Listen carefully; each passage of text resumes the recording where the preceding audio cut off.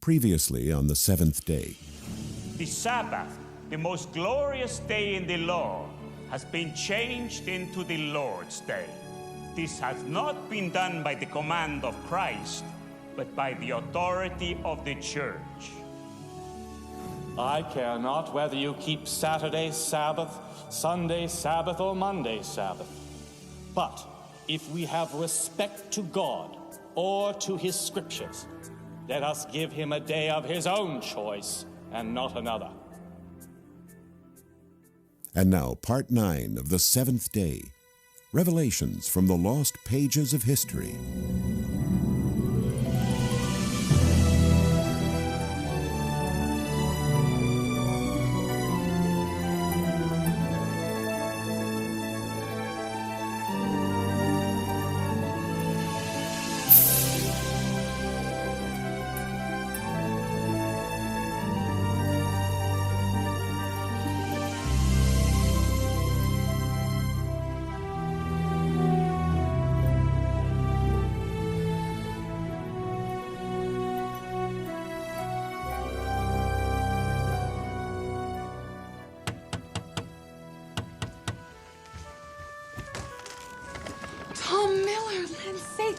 Come in. Let's get these wet things off before you freeze to death.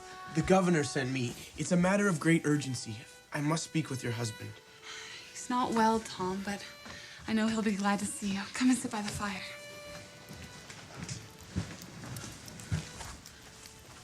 Roger, you must wake up.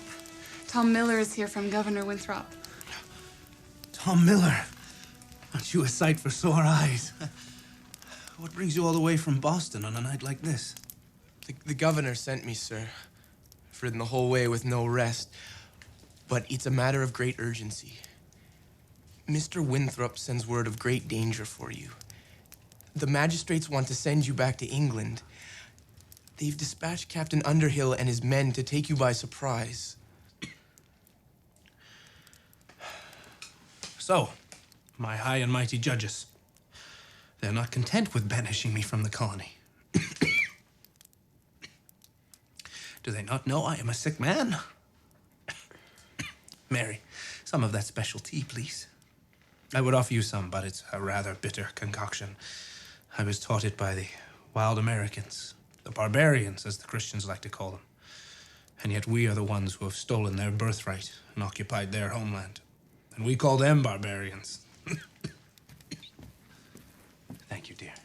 And I've got something for you too, Tom.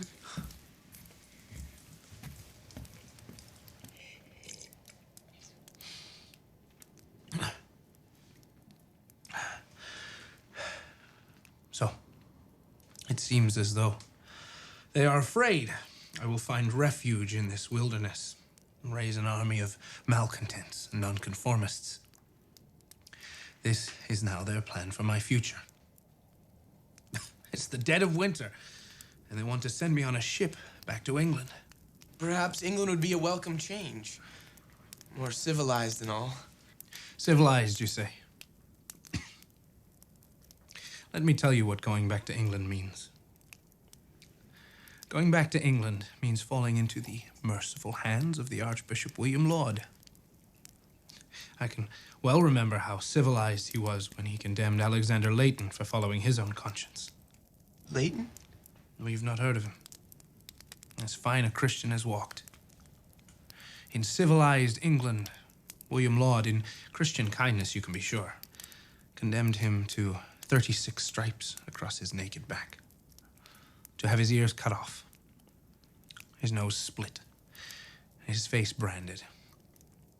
And then our Christian friend had him pilloried in the frost and snow. I suppose my crimes are worse than his. I am to be hounded from my home and family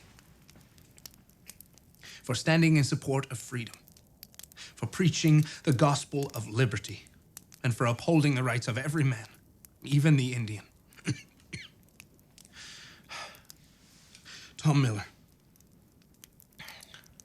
thank you for bringing me this news. Go to the governor and thank him for his warning. I tell him I am not for England. I will live free in this new world, whatever the cost. But, sir, what if... No arguments, my lad. I'll be fine. I know this good land far better than Captain Underhill, I can assure you of that. And go now. And God be with you. And with you, sir.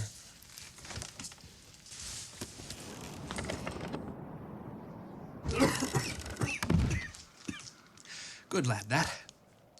Mary, those things you set aside for me, I need them now. I will leave tonight. Tonight? But you're ill. If you go out in that storm, it will be the death of you. It will be the death of me if Underhill catches me here. I must be gone and far off before he and his men ever arrive. Those things, please. Yes, I've got them here. I'm not sure which is worse. Having Underhill catch you or you catching your death out in this storm. I'll take my chances with the storm any day. At least, kiss your babies goodbye. They will miss you terribly, as will I. Do not disturb them. You will all be in my thoughts every waking moment. And God willing, we will be together very soon. I must go now.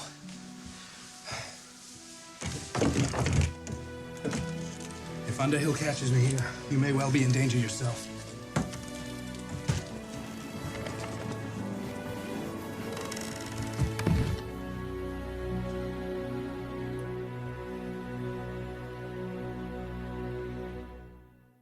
It was January 1636 when Roger Williams left home and hearth to brave the icy cold of that New England winter.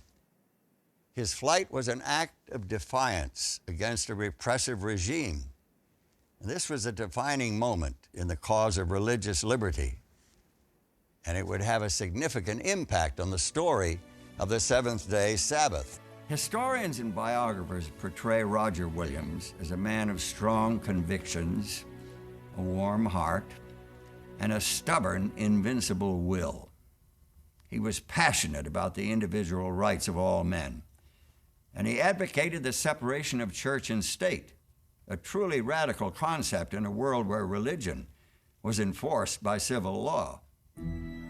After his escape from Salem, he made his way southward through the trackless wilderness, surviving on whatever he could scrounge up from the forest floor. Eventually, he found shelter with the Native American tribes who lived on Narragansett Bay. His enemies must have been glad to be rid of him, but family and friends were eager to learn if he had survived the harsh winter months.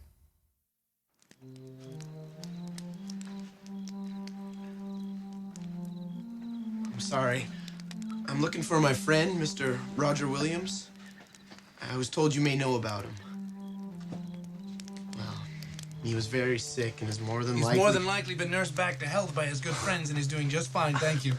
Mr. Williams! So, my young friend, you finally found me. Well enough. Does the governor still remember me? I could use some news about Salem or Boston. Come, sit down. Tell me. Well, sir, Mr. Winthrop bade me find you and wishes for news that you are well. And Mrs. Williams sends her love, too, and says that she and your daughters are fine and hope to see you soon. I am well, as you can see. And thanks to God and the kindness of my red friends here, I shall soon have a grant of land, and fairly earned. This is the land of liberty you are seeking. Liberty, inalienable rights, and no power of government over spiritual matters. Does it seem strange to you that I claim freedom for every man? Well, the Puritans of Boston used the sword to enforce their religion. But to force religion on an unwilling convert is nothing less than the rape of a soul. See, Tom, the sword of man can force an entire nation into a sort of formal religious pretense. But that is worthless before God. It is only the sword of his spirit that can rightly rule over matters of conscience. So, when you go to the governor, tell him, I must act according to my conscience. I will have a land of freedom, where men may live and worship according to their consciences. And take word to Mary that I will send for her soon. I miss her and the babies very much. My youngest is named Freeborn, which is exactly what she is. I am determined that she will grow up in a land of liberty. I will make a place for my family where we can be truly free. Now, you must be starved. And let me tell you, The grant of land that Roger Williams received, fairly earned, from the Narragansett tribe, became a safe haven for those who opposed the mandatory religion of the established colonies. His vision of personal freedom is immortalized in the charter of the Rhode Island colony, the colony that he founded. Here's what it says: "No person within the said colony at any time hereafter shall be anywise molested, punished, disquieted, or called in question for any differences in opinion in matters of religion." And there were differences of opinion, many of them, including the matter of the weekly day of worship. Roger Williams' own correspondence shows that he recognized the seventh day of the week, Saturday, as the Bible Sabbath. His Rhode Island colony provided fertile and protected ground for the seeds of seventh-day Sabbath keeping in America. News of Roger Williams' radical new colony aroused widespread criticism in England. But the promise of freedom from religious tyranny was appealing to many, and they were willing to brave the sea and the wilderness frontier in their quest for liberty. Among those who boarded the ships was a Baptist couple from Tewksbury, Stephen and Ann Mumford. They are the ones who carried the seventh-day Sabbath to the New World. In 1665, Stephen and Ann Mumford arrived in Newport, Rhode Island. They likely came because this was where there were Baptist churches, a colony where there was complete religious freedom, the only colony with that freedom. They may also have come for economic reasons. Mumford was a businessman, very successful later on, and this was a busy commercial port. In December of 1671, the Mumfords and a handful of others formed the first Seventh-day Baptist congregation in America. The group flourished within the protected environment of Rhode Island, but when members ventured beyond the shelter of their home colony, they ran into trouble. In Connecticut, for example, members of the Newport Church were fined, even imprisoned, for working on Sunday because their worship day was Sabbath, and that was a way that the state could harass them for their nonconformity. Those early Seventh-day Baptists saw that their Sabbath beliefs and practices would stir up conflict in any Sunday-keeping community. Their solution was to heed the call of freedom on the expanding frontier. The pattern of establishing churches at the edge of the frontier, which happened over and over again, partly was because it was easier to find uninhabited land, to start the town, to start the church, to create other institutions that were conducive to Sabbath keeping and to religious freedom in general. And this happened all the way across the country, so that by 1900 their churches were scattered clear to California. But as the years went by, it became more and more difficult for Seventh-day Baptists to steer clear of trouble. The frontier territories became states. Some of those states enacted Sunday laws, and that brought unfortunate, even tragic consequences. Well, it must have been back about, 1885. They come out from somewhere in Ohio, the two of them, she still in her teens. They were just married, and they came out to live their lives in the Promised Land. Danfield, that may have been the name. He was John. I don't think I ever really knew her name. She, pretty little thing though. She, hard worker even when she was expecting. They took that land over by the state line 4 or 5 miles from town. They had a horse, a couple of cows, and really did a nice job with that place. They had a fine cabin and a good well, and that first year they grew up a right nice garden. Now, most folks in this area are religious. These people were Seventh-day Baptists, you know, the ones that take Saturday for Sunday. Living so far out of town, I thought that their religion would be their own business. But they did have things sort of mixed up, not working on Saturday. Sabbath, they called it, and They treated Sunday like any other working day when the other people were going to church. Anyway, things were going fine until a mean-hearted citizen brought a complaint to the grand jury. The grand jury, mind you. I thought there was no call for that, but folks were saying that John was defiling the Lord's day every week. But he was only doing what he thought God wanted him to. But that made no difference. That grand jury, they tried him, convicted him, and sentenced him right then and there. He had to pay a fine or go to jail. Now, this young feller had real spine. He figured since it was a free country, he could have his own religion and follow it. He flat refused to pay. Well, sir, those deputies, they drug him right off to jail. Left his wife alone up there with a babe just a few weeks old. It was bad enough, him in jail, worrying about his wife and babe and all, but it was even worse for her. Separated from her husband, no support from anyone. Oh, one or two of the ladies did come up from town, but she was pretty much left on her own up there. She hoped every day to see him coming up the road, coming home to her. They say that she sat up by the gate holding her babe for hours at a time. A few weeks went by like that. Well, the babe took sick, and next thing we heard, the poor little thing had died right in its mama's arms.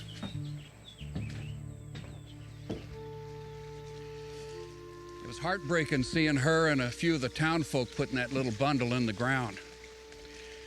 Her man in jail, unable to comfort her. No comfort in it for him either. That poor child, she just wasted away after that up there, crying all alone, night after night. Well, John, he served his time. They finally let him go. And he headed off for home, just looking forward like crazy to seeing his wife. When he got there, his neighbors were carrying something out. It was a coffin's what it was. It was his wife's. She had took sick.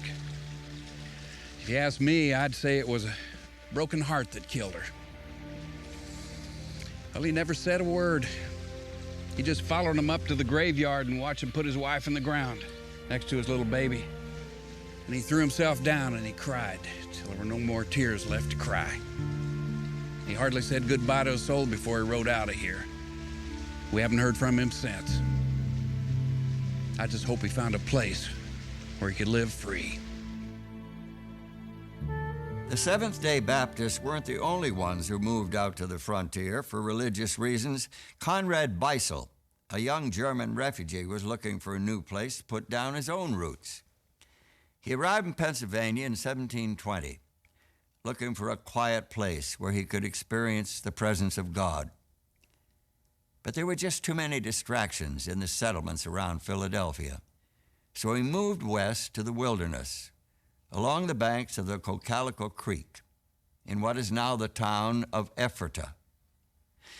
Several friends followed him there, and together they formed a tight-knit spiritual community, the Ephrata Cloister. Beisel guided the spiritual life of his flock, instructing them in doctrine and Christian living. He wrote hundreds of hymns to enhance their worship experience, hymns that are still sung today by the world-renowned Ephrata Cloister Chorus. They were hard-working, industrious folks. They put up sturdy buildings, planted orchards and gardens, and operated a successful printing business. It was a physically exhausting lifestyle there on the frontier, and that gave special meaning to their weekly day of rest, Saturday, the seventh day.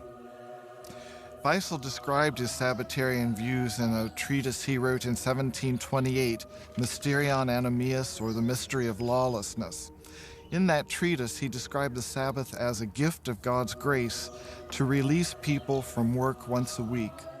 The Sabbath was a day when Beisel and his companions could eat bread without toil and labor. But the other 6 days of the week were definitely work days. This brought Beisel's community into conflict with the Sunday laws of Pennsylvania. In 1730, the Ephraitic community had legal troubles for breaking the Sunday laws of the colony of Pennsylvania. Some of the brothers were even arrested and imprisoned in Lancaster. Although Beisel and his followers were out of step with the wider society around them, they steadfastly maintained their observance of the seventh-day Sabbath. You see, it was not only a day of rest, it was a day that for them represented an eternal reality. Also, his view of the coming of Christ and the millennium was a hope for the eternal Sabbath. So each week when the community would observe the Sabbath, they anticipated the return of Christ and what for them would be eternal rest.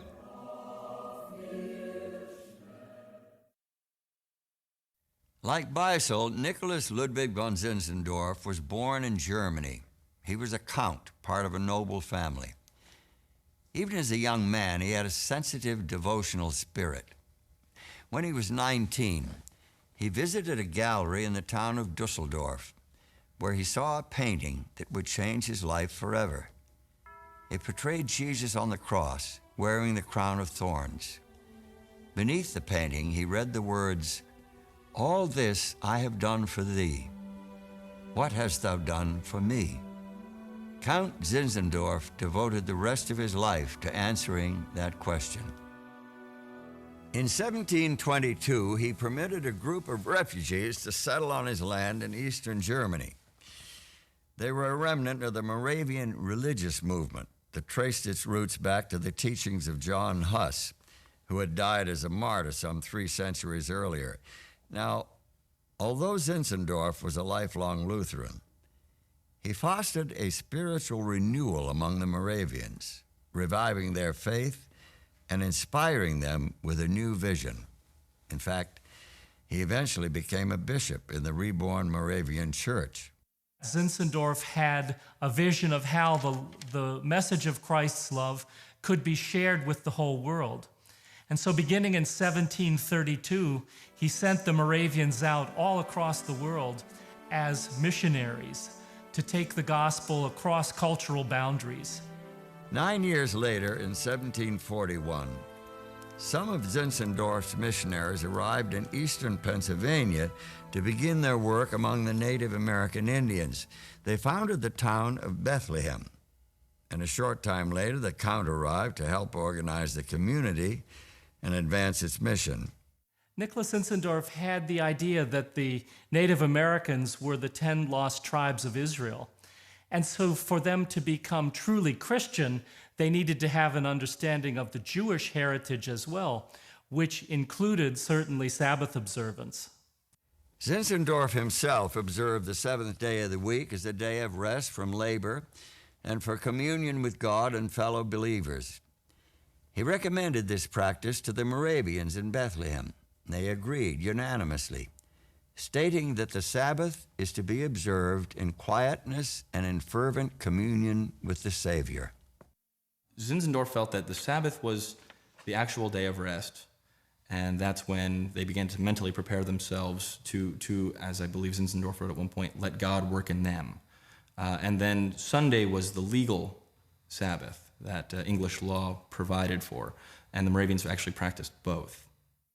But it seems that Zinzendorf himself didn't necessarily consider Sunday as a day of rest. During the summer of 1742, he went on a tour of Moravian Indian missions. One Sunday, he and his party were camped out near Hurley, New York. While they were there, some of the local dignitaries came to visit them, and Count Zinzendorf was somewhat distracted because he was writing a hymn, and so he did not receive the visitors with the attention that they felt was their due. One of these worthies announced that he was the justice of the peace and, with a sort of huffy attitude, remarked that the Count seemed to be very industrious for a Sunday afternoon. The next day, he hailed the Zinzendorf party into court and fined them 18 shillings for Sabbath violation. Next time on the seventh day, remember the Sabbath day to keep it holy. 6 days shalt thou labor and do all thy work, but the seventh day is the Sabbath of the Lord thy God. Of course, I know the passage well. How can you content yourself with observing the first day? But, Sister... The first day, Elder Wheeler, which is Sunday, rather than the seventh day, which is